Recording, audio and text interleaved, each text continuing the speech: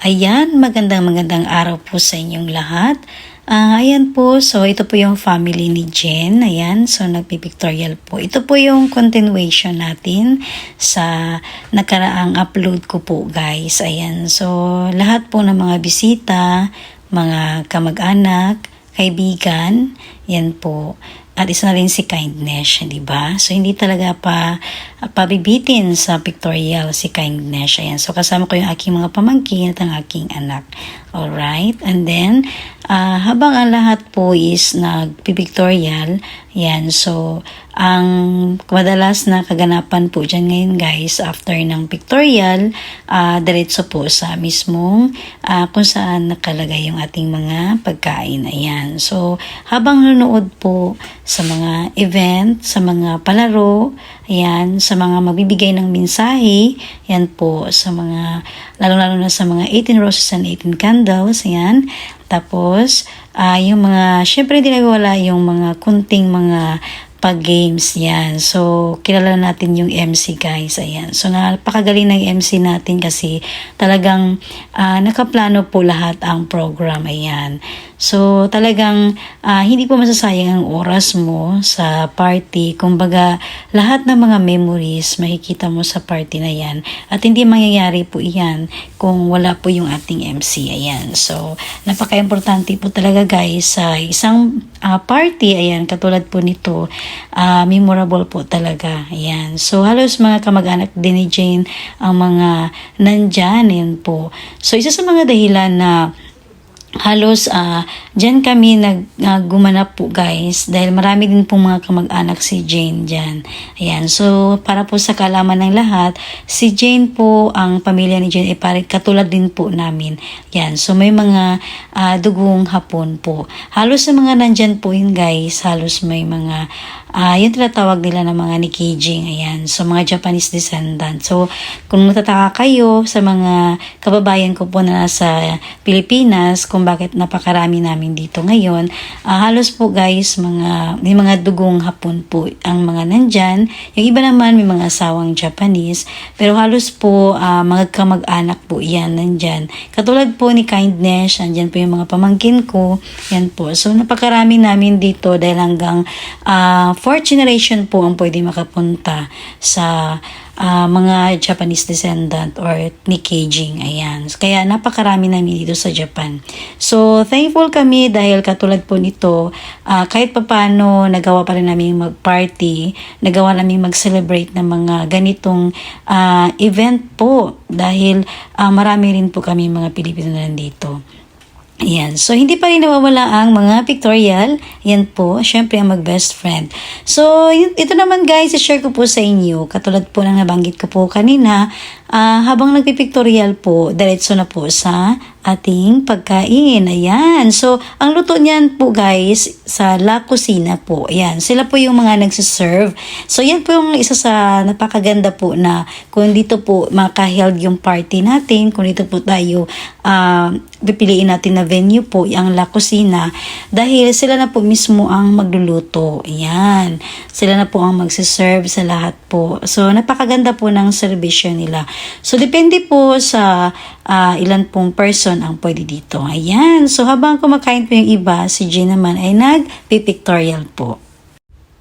At syempre guys, may naghahandog rin po ng awit.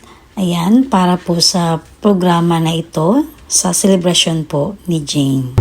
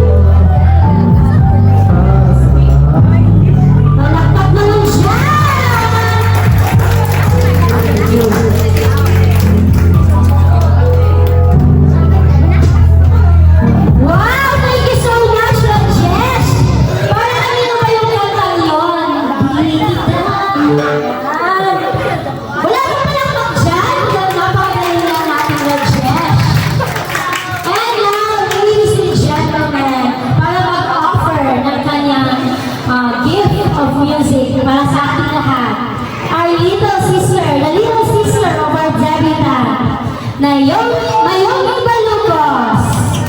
Wala kailangan naman yung backup dito. Pwede na ba ako? Ayaw, bigay mo kay mama.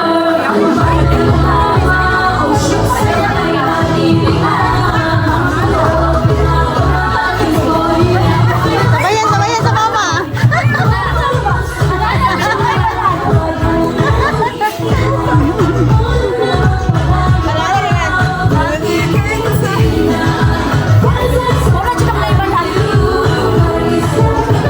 All around yun ang MC. All around yun ang MC.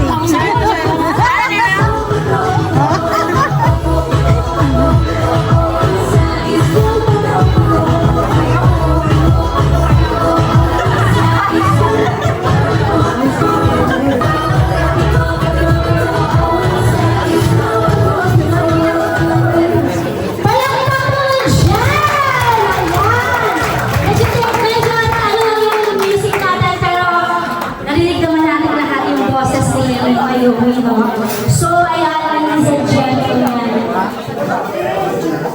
Pero bago ang lahat yan, bago ang lahat, I know some of you here gustong tutuin sa ating debutant, but ano narinig yan ni Margaret, no?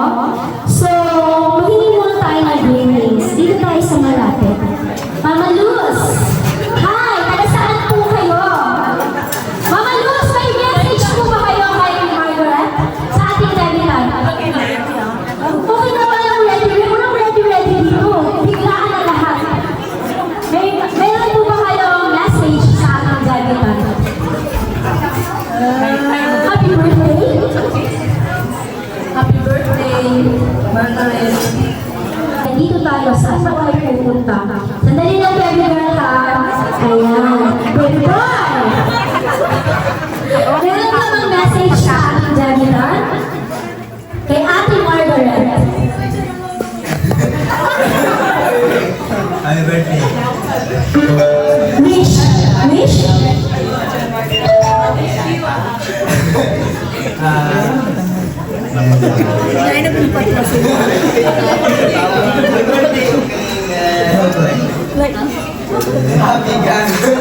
Happy birthday and happy. Ganun. Okay, saan ba tayo pupunta? How about you, Tita? May message ka ba sa ating debutant? Okay lang yan, hindi prepared. May message ka ba? Ito si Ate Karen, ano natin, suki ko na to eh. Ayan, suki! Kumusta na, mami? Message ko nga sa ating debutant.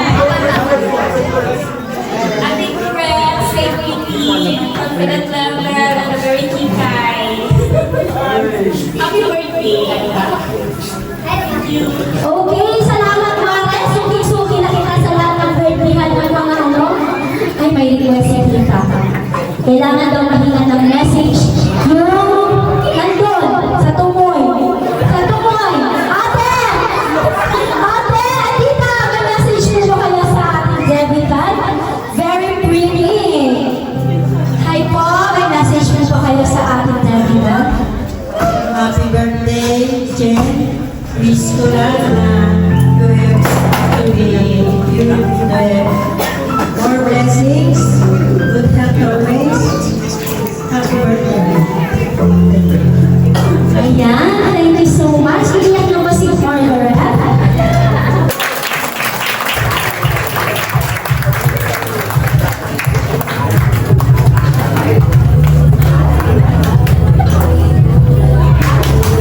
Palakpak naman dyan!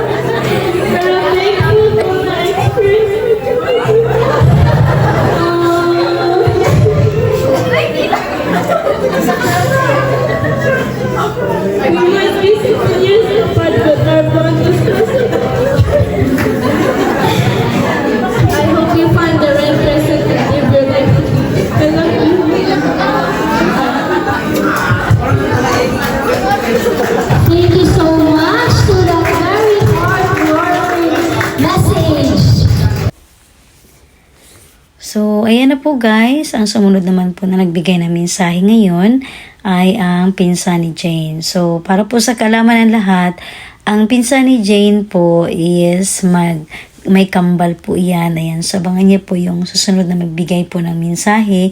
Ayan po, may kambal po siya. At higit sa lahat, ang mga mensahe po na binigay nila, talagang very emotional po silang lahat dyan dahil nga po syempre magpipinsan. Ayan. So ito po yung kambal niya. Talaga nakikitan talaga ako sa kambal na ito. Ayan po. At sobrang napakasimple at napakabait pa ng mga batang ito. Ayan. So napakaswerte ni Jane dahil halos po lahat ng mga 18 candles niya ay nandyan po at nagbigay po ng mensahe po sa kanya. So alam ko, hindi ko na po lahat guys na isinishare sa inyo. Ayan, so alam ko pong lahat na binigay po ng mga message para po kay Jane ay baon-baonin po ito ni Jane hanggang sa kanyang mga plano sa buhay, happiness and sadness, para maging successful. Ayan. So hindi po natin talaga yan nawawala sa katulad po nito guys na mga event. Madalas po talaga pinaka-importante ang magbigay po tayo ng mga mensahe, lalo na po kung may mga experience na tayo. So mas maganda kung i-share natin kay Jane. So ito po guys ang mag-best friend. Ayan. So ito po yung aking unika iha. So thankful po si Kindness dahil si Jane po ang napili niya na maging kaibigan.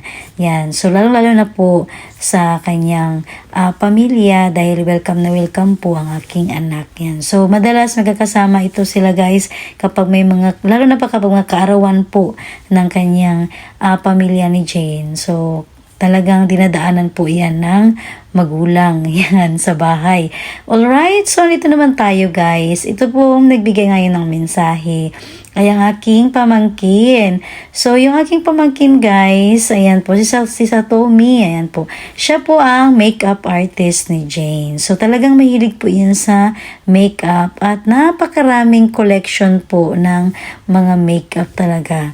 Yan po. So talagang masaya si Jane dyan dahil kasama niya talaga yung kanyang mga pamilya. Ayan po. So minsan nabubulol pa si Kindness dahil kahit ako guys, na-excite rin po kasi ako na nakikita ko po na masaya si Jane. Ayan po. Bilang babae, yan po. Talagang ito po yung napakasayang moment natin guys sa mga girls talaga. Lalo kapag ating debut. Ayan po.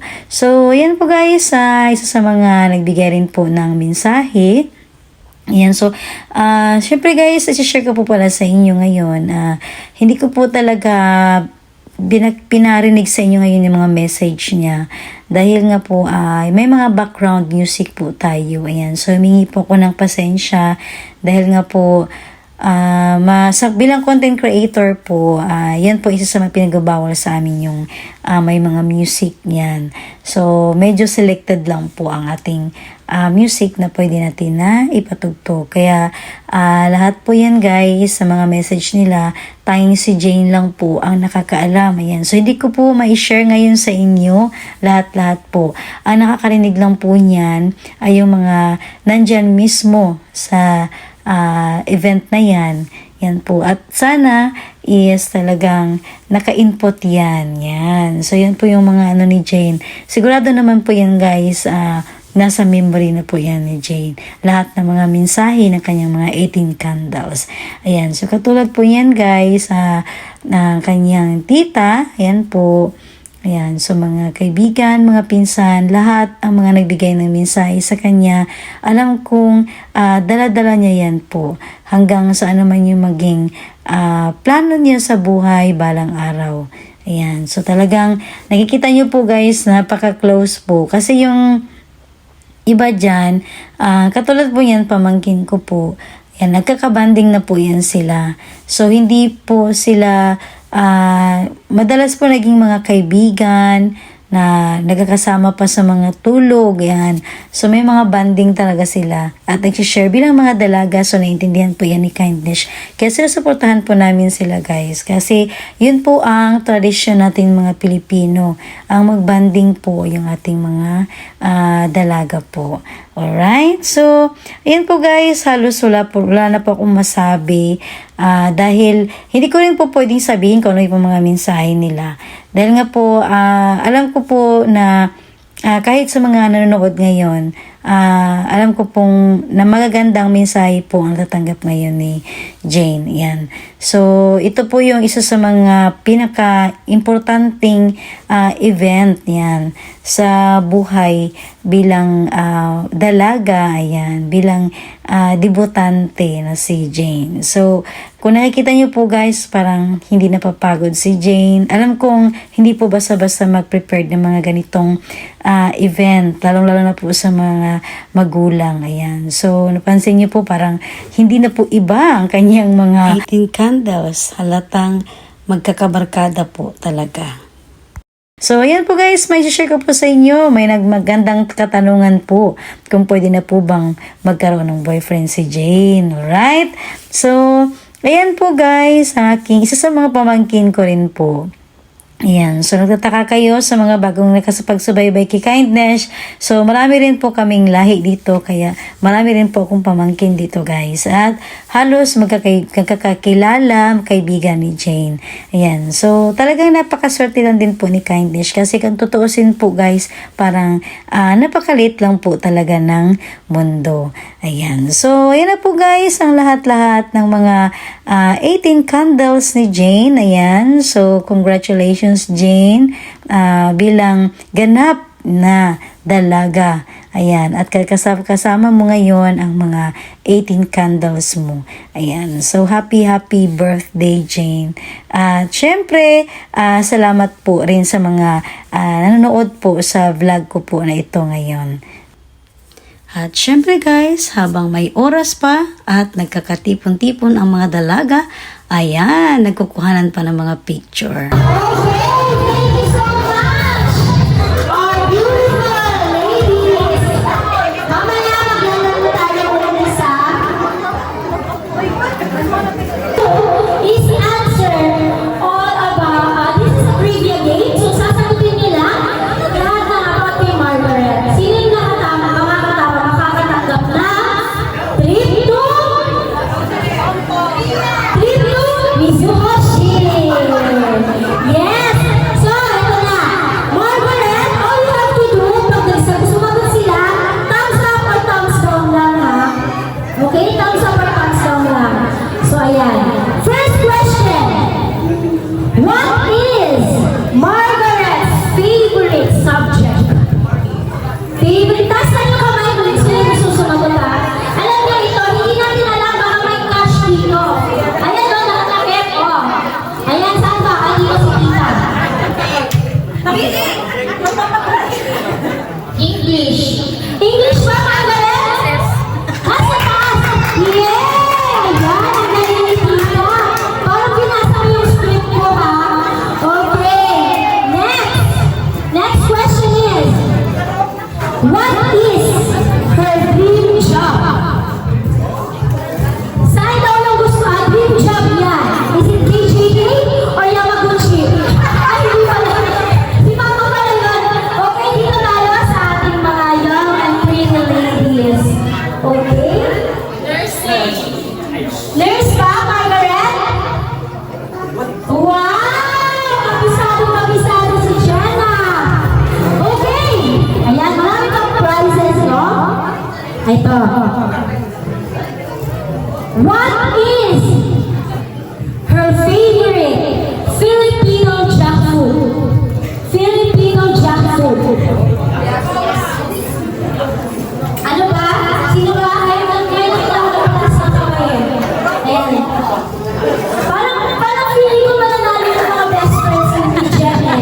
Kilala si Jen. Wala na ba? Wala na ba sasagot? Okay, dito tayo. Hi, what's your name? Nakalimutan ko tanongin yung mga ladies kanina.